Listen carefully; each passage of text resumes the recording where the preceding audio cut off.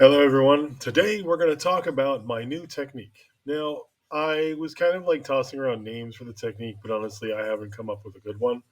All I know is that I'm going to call it my layering technique because the way that I'm working the supports now is they're pretty much getting not smaller, but I'm working with longer tips that are a little bit easier to remove, and I'm layering them on in a more repetitious pattern closer together, but still using Lychee's structure system with a smaller bracing.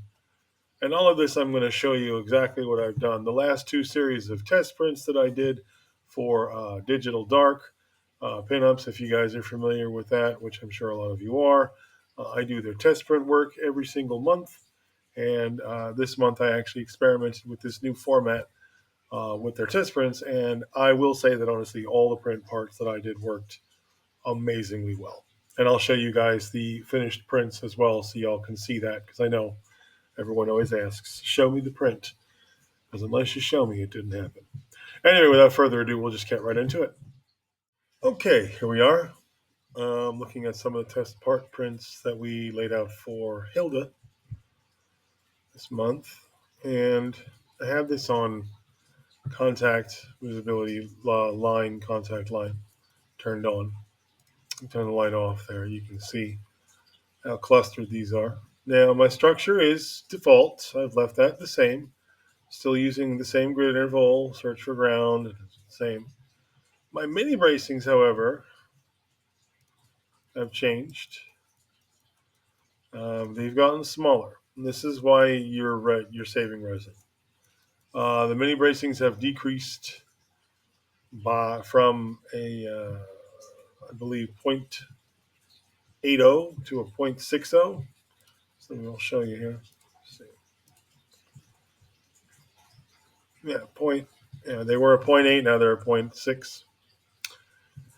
So reduce the size. And although we've increased the number of them, we have reduced the amount of resin that's actually being used. And each test so far has shown me that that is the case.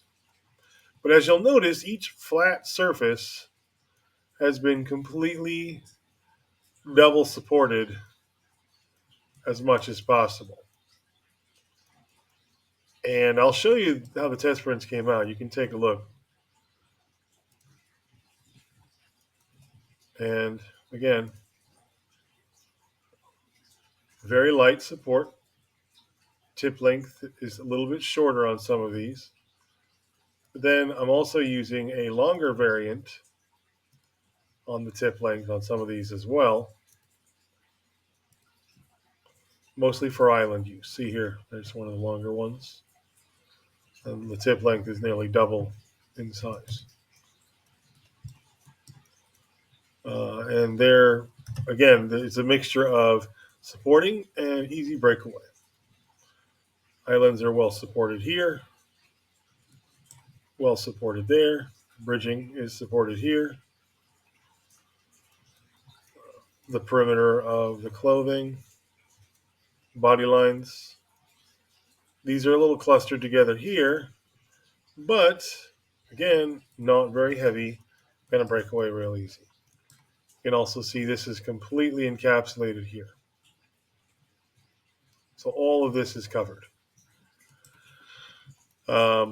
And the support removal was easy. And again, I'll probably do some recordings of me doing some of the support removals on this, but this was really a test. Wasn't 100% sure how well they were going to come out. Now that I've done them,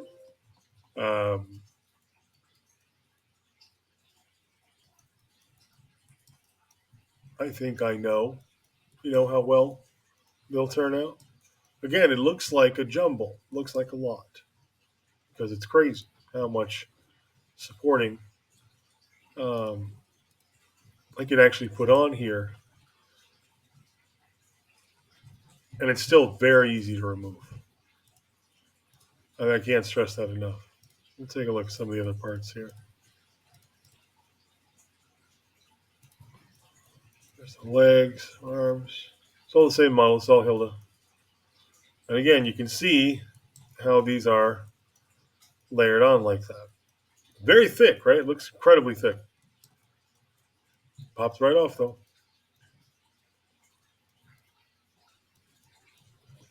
And the resin usage for all four of those parts there, let's see if this will be accurate today, is 34 plus the support. That's including the supports. 34 milliliters. Yeah, 4 parts. Not a lot of resin usage. Real light on resin usage. So if we look at, let's say, a more complex part, like let's say ponytail,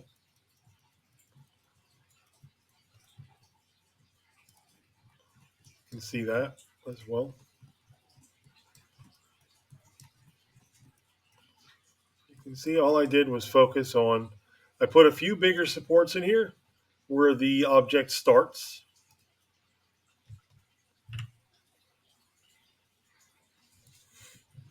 And the rest of them are going to be light.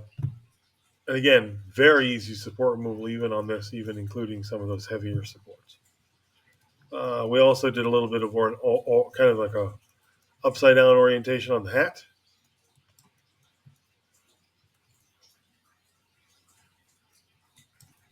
And again, using the same technique. And I'm going to demonstrate how this works as well. So don't worry, I'm not just going to show it. This isn't just a show, it's also show, tell, and I'll show you some more. Let me go ahead and make these invisible here. And I will show you how we go about implementing this system onto a part. So let's go ahead and take a look here.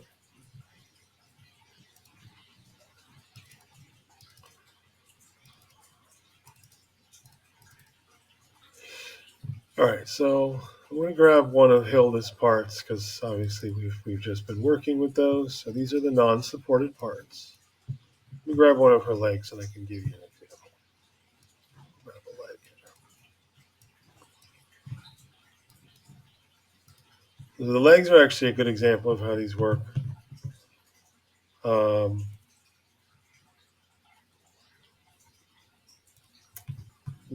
Could also demonstrate it on a base as well. I can show you that too, how this system would work there.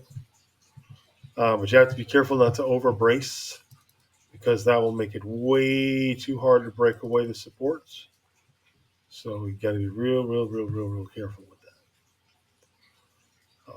Here, you know what? I'll show you. They're not supported. Let's see. I'll load in some of these and give you some other examples of how I would do it. Pretty much anything with a flat surface, you can use this technique on, like this shield here. Some of the parts there, the flat parts, I'll show you here. So we'll do one at a time, not to confuse this. We grab the leg. So first of all, I'm going to orient this so this flat piece is facing down, like that. Tilt the boot back a bit so you're not putting supports on the shoelaces. Maybe back for a little bit right there so that we still have this kind of facing downward. Then we're going to go to prepare. And we're going to go to structure, make sure it's turned on. Go over to manual. And this is a cool feature of Lychee that I've been toying with for a while. But I think I finally found a really good use for it. So go to your support projection. And you're going to do one part at a time. Use surface crease. Or if that doesn't work well, you can try surface angle. Sometimes surface angle will allow you to get more refined zones. But I prefer surface crease, a little bit easier. So go ahead and select the key first, right? Preview. And you're going to want to set your interval pretty tight to get these working the way you want. So we're going to set that to 1.0, right? Boom, look how tight that is. Okay, I'm kidding. We don't want 1. We're going to do 1.4. 1.0 is extremely tight. That would be for really heavy parts.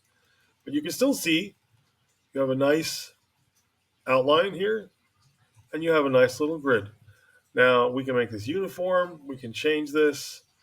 That doesn't matter so much. Concentric is a mess, and random is, I don't know, just random. just go with gray. You can also change the support type a little bit. Right now we're using my sub-mediums. And for this particular one, we want to continue using the sub-mediums. They have a longer tip, like I said, and they are very light. So we're going to go ahead and add the 52 supports to this section. Okay. And you can see that added a decent amount of supports. Already, this looks pretty adequately held up. You're like, well, all right. So here we go. Obviously, next phase, we need to support this inner area. So we're going to go back to this projection menu again. And now we're going to do the same thing, same interval size. I'm not going to change that. And we're going to add more supports in here.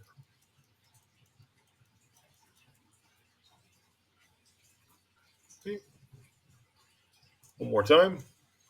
And now we're going to select this outer ring. I'm going to lower the interval to 2.0 now because we don't need as much on the surface area. This is not as big. Okay, now I'm going to select my raft. I'm going to select my layer height. And obviously you can check this at multiple layer heights.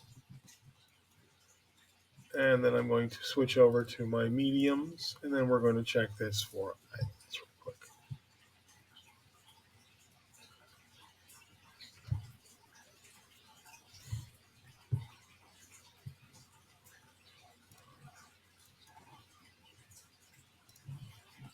Right, there's one.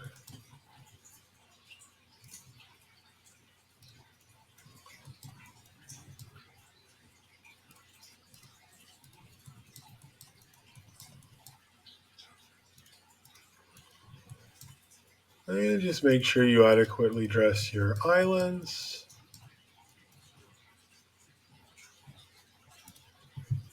And I got one more.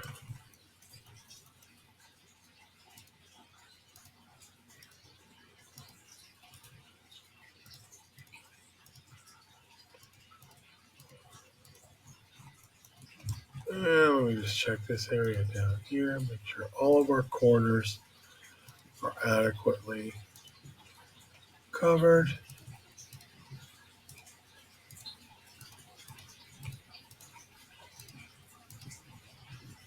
And we can always check.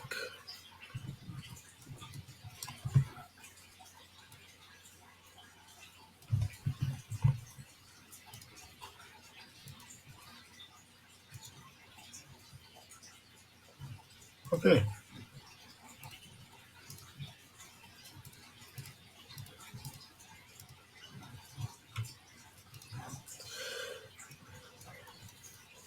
Now, short of maybe adding a couple additional supports down the edge of this boot here, just to protect that line and to make sure that some of these other fine details come out a little bit better, this is pretty much done. Now, as you can see, you can make pretty short work of these parts because of using, again, the support projection system, which a lot of people don't use probably as much as they should, or they only use it for flat parts or feel like maybe that's its only purpose is for flat parts. And I wholeheartedly disagree. I think that you can use it for a lot more. It can help you lay out foundations for prints like this, and you can build, an entire. And this is going to print really good like that because it's very stable and it's going to be really easy to break off. Even if some of these supports even fuse to each other, the tips are so small they're not going to eat away anything. You're not going to wind up with any damage. Last thing you're going to want to do is you're going to want to check for proximity problems, which usually we'll find one or two. That's fine. We'll deal with that.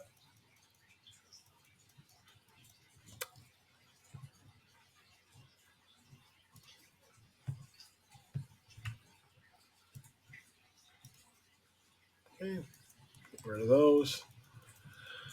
And then we'll go ahead and set the bracings on this. And this would be ready to print. And again, we'll go ahead and take a look at the resin volume usage. Only 2.47 milliliters of resin for the supports themselves. Not bad, not bad. Considering the part is 12.48 milliliters, that's a decent amount, percentage wise, support to material.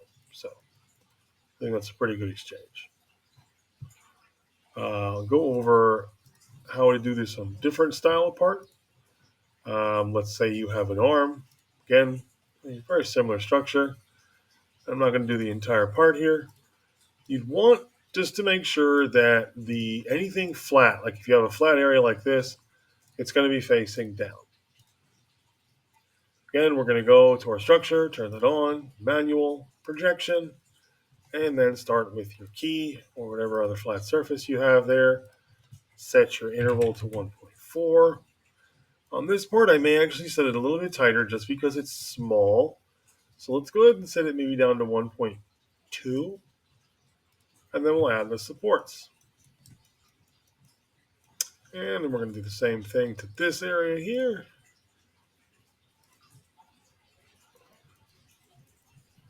And now you'd have to go and, support your islands and make sure all these other details are supported.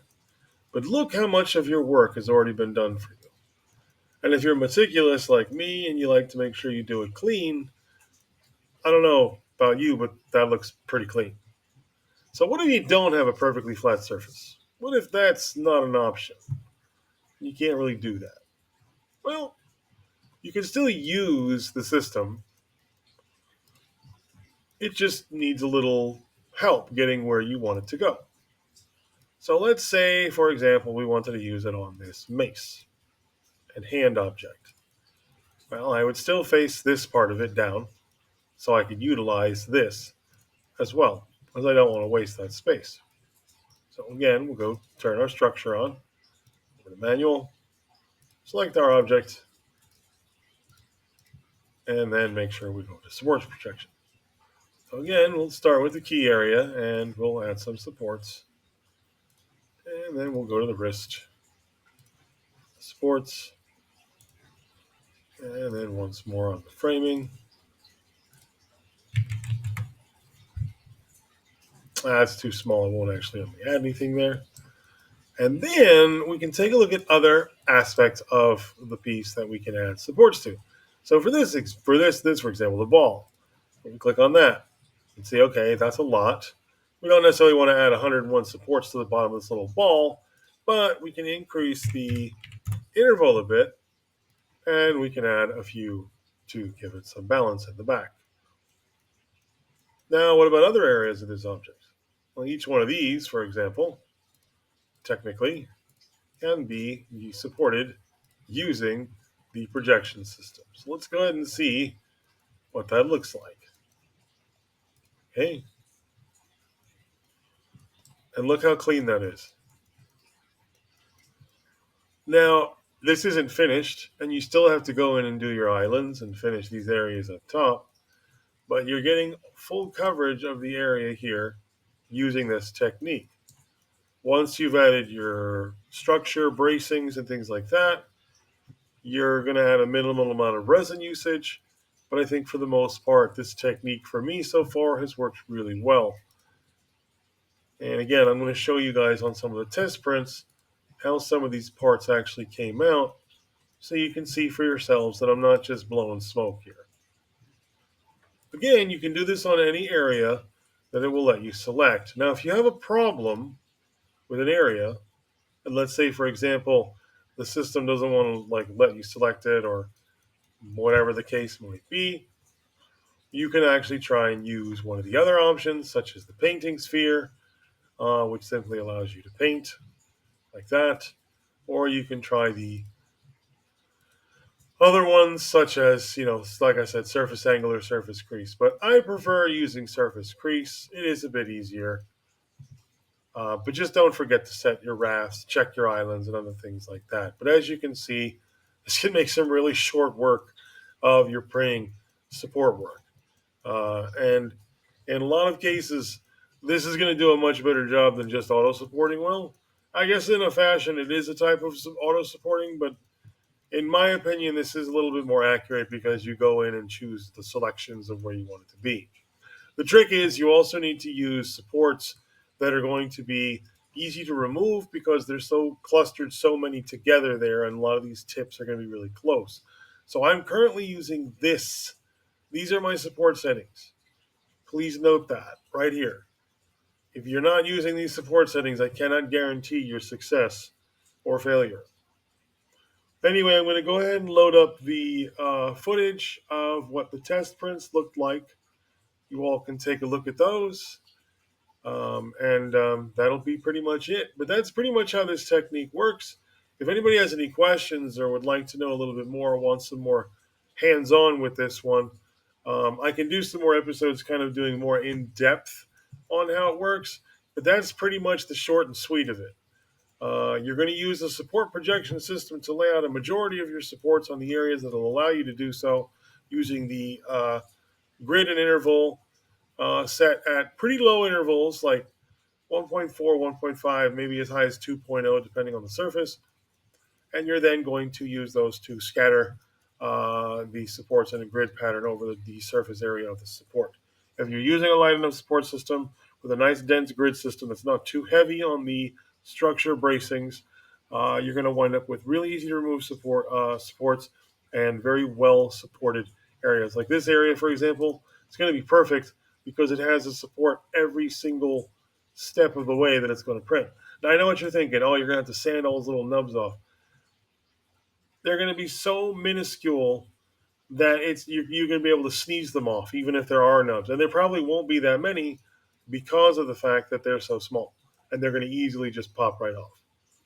So, again, if you're using the type of support system here with this technique, you should get good results.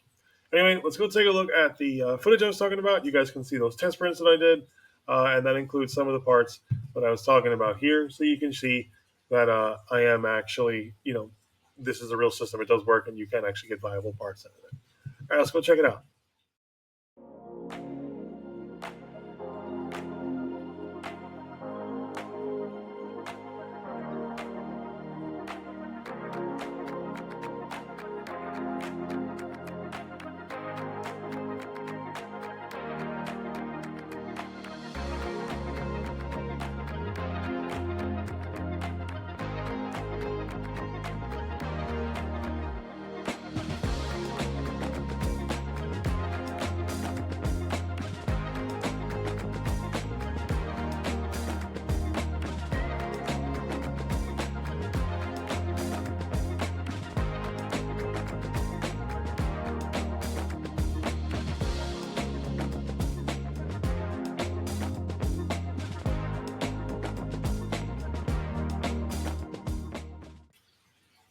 Anyway, that's it for this episode. I hope y'all enjoyed my peek into my new technique.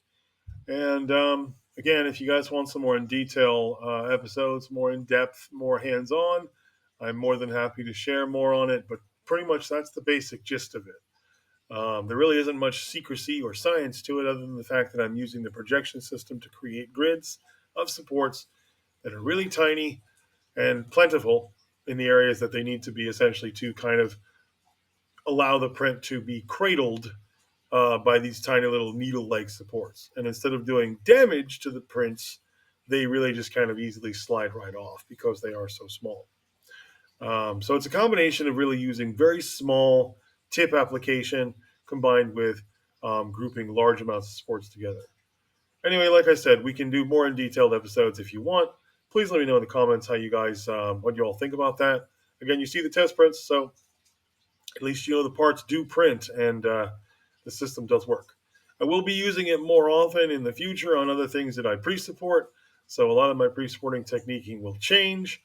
And again, the reason I call it layering system is because when you go to remove the supports, sometimes those little mini supports will actually peel off like little layers because they're so small.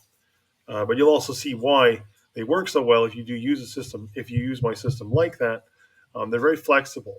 So they have it's almost like the flexibility allows them to print better, in my opinion, because I feel like sometimes too rigid is going to be bad, whereas like too flexible obviously would be bad.